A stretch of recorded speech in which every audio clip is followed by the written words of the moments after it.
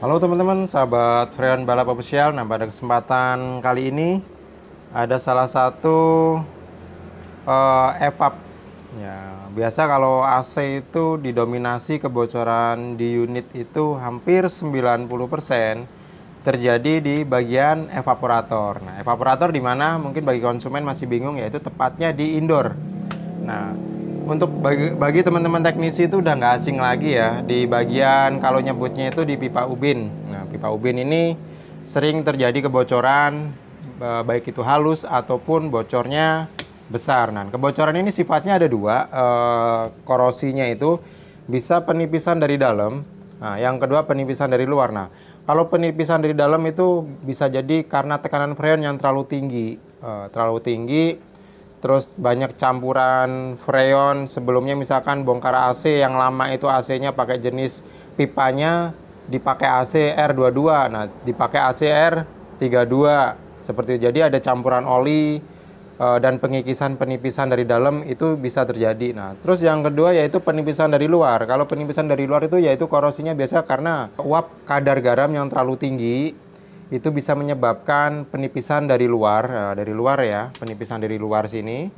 Terus yang kedua, nyuci AC menggunakan tekanan steam ya, menggunakan pressure steam kayak gini, itu yang tidak dibuka dengan bentuk bunga yang ideal, sehingga dia bentuknya terlalu runcing. Nah, kalau terkena ini, dengan intensitas durasi cuci itu sering kesemprot bagian evap, bagian ubinnya, juga bagian evap bagian dalam ini, untuk pipa bagian dalam ini di tengah kisi-kisi, itu juga bisa menyebabkan kebocoran. Makanya gunakan steam itu jangan runcing, tapi dibikin kembang seideal mungkin. Bagaimana saat mencuci ini evaporator ini jangan sampai tumbang, seperti ini tumbang nih. Ada beberapa yang ingin saya sampaikan. Dulu saya sering melakukan, yaitu divisi saya waktu saya buka bengkel di Kelapa II itu saya dulu sering memasang AC Changhong dan TCL itu dari divisi saya. Itu saya sarankan ke konsumen saya. Indoor sekalipun AC baru, indoornya ini kami bongkar dan evapnya kami bongkar dan kami lapisin menggunakan apa? Aquaproof. Nah, Aquaproof tujuannya apa? Yaitu untuk membantu pelapisan bagian ubin ini, pemakaian durasinya itu lebih panjang, usia pakainya itu lebih panjang. Kenapa seperti itu? Iya, karena tadi yang saya sebutkan, begitu sering kena cuci bagian ini, ubin ini sangat riskan menggunakan ini Aquaproof. Dan itu tidak menyalahin aturan, karena ini sifatnya kami membantu mengamankan brand sebenarnya. Jadi brand itu yang nanti usia pakai karena ada penipisan dari luar, di sini akhirnya dihambat, ada penghambatan supaya tidak cepat terjadi penipisan dari luar. Jadi langkah apa yang saya sampaikan ini, apa yang saya jalankan, konsumen bisa di sini. Konsumen yang belum paham, sedikit saya kasih tahu juga. Langkah ini bisa kita ambil, langkah antisipasi sifatnya. Unit yang baru kita beli itu nanti kita bongkar ya seperti ini sampai terangkat evaporatornya. Nanti kita lapisin menggunakan Aquaproof. Nah, kalau cuacanya itu kok mendung-mendung, teman-teman tinggal pakai hair dryer, didiamkan kurang lebih di 15 menit sampai paling lama itu setengah jam sambil dibantu hair dryer, itu langsung bisa cepat kering, teman-teman. Dan itu bisa langsung dipasang, dan sambil nunggu masang, sambil instalasi itu kan nanti kurang lebih 2 sampai 3 jam itu benar-benar di sini udah kering dan bisa dipakai. Karena sekarang tuh banyak AC itu mereka mengeluarkan produk dengan harga yang banting harga murah tapi kualitas evapnya itu tipis. Nah, itu saya sarankan lebih baik dilapisin, teman-teman. Untuk teman-teman teknisi ataupun konsumen pengguna AC langsung, ini bisa, langkah ini bisa coba diaplikasikan. Langkah ini sangat efektif membantu usia pakai evaporator ini bisa jauh lebih awet. Kita tadi bicara AC baru, dan sekarang kita bahas AC yang sudah lama pakai dan terjadi kebocoran bagian ubin ataupun kita ganti ubin. Nah, ini juga bisa digunakan. Teman-teman bisa juga lapisin di sini. Evaporator bagian ubinnya ini teman-teman bisa lapisin. Kalau kita lapisin cuma pakai cat semprot pilok itu kurang ideal. Nah, setelah kita las ada beberapa titik, misalkan kayak gini, kemarin saya kasus. Ini AC produk AC Samsung ya. Jenis freon R410. Di sini ada beberapa celah, ada satu titik kebocoran. Cuman saya tambah, saya las supaya di sini lebih tebal dagingnya, dan saya press lagi, ternyata sudah tidak ada kebocoran. Ini akan saya lapisin. Nah, untuk teman-teman yang overhaul atau ada kebocoran bagian ubin, setelah diganti ubinnya itu bisa teman-teman lapisin pakai aquaprop. Dan ini apalagi di bibir pantai, di kawasan dekat-dekat laut, itu sangat beresiko ini akan mudah cepat korosi teman-teman. Dan korosinya dari luar bukan dari dalam. Jadi nanti cepat mudah penipisan. Contohnya pantai sepanjang pesisir utara, daerah Pluit, Jakarta Ancol itu sangat kadar air garamnya itu sangat tinggi, dan uap air garamnya itu tinggi, sehingga di yang punya AC di kawasan Pik sana, Pantai Indah Kapuk itu udah nggak asing lagi teman-teman. Teknisi dari brand service center tuh mereka hampir tiap hari mengalami kendala unit yang masih masa garansi itu banyak bocor evaporator. Nah, langkah antisipasinya bisa lakukan seperti ini teman-teman. Kalau AC baru konsumennya mau sedikit ribet, makan waktu lama, ada tambahan biaya. Tapi langkah ini sifatnya antisipasi untuk menambah usia pakai, itu teman-teman bisa lakuin itu. Dan konsumen juga nggak usah ragu, pastinya ini bertujuan baik. Ini untuk usia pakai supaya penipisan dari luar.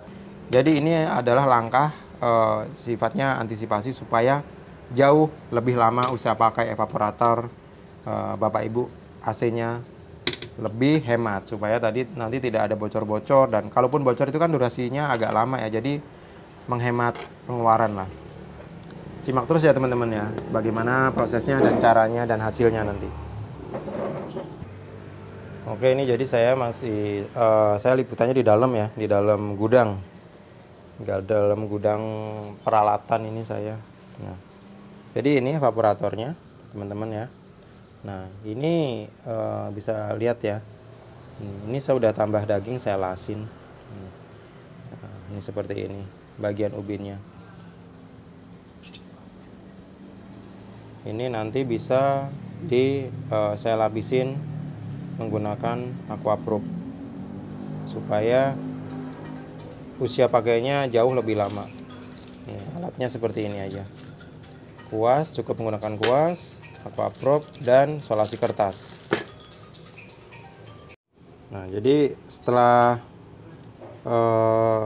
ini saya lapisi ya menggunakan solasi kertas supaya di sini tidak terkena ya.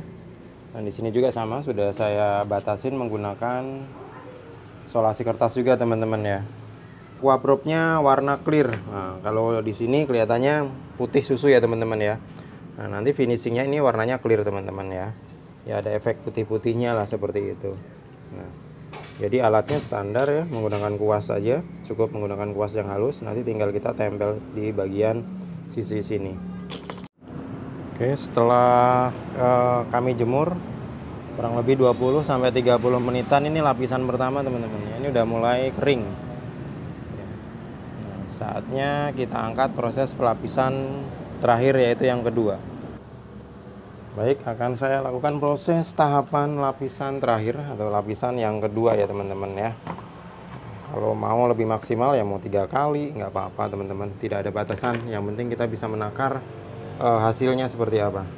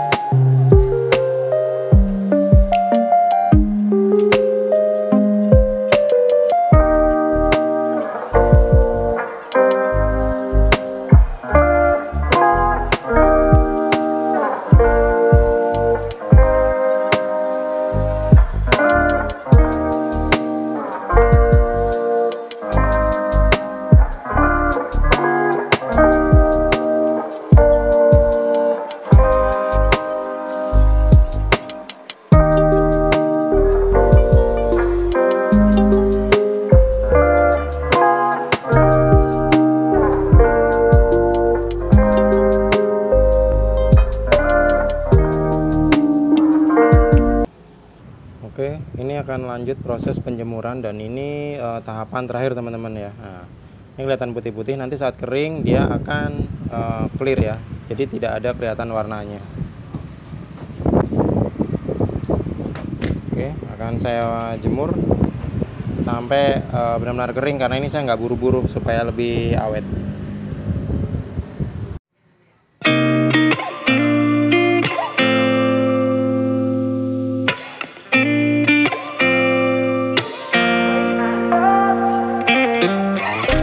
Gotta find my way to you, even though you're next to me. No matter what I do, your heart is drifting out of reach.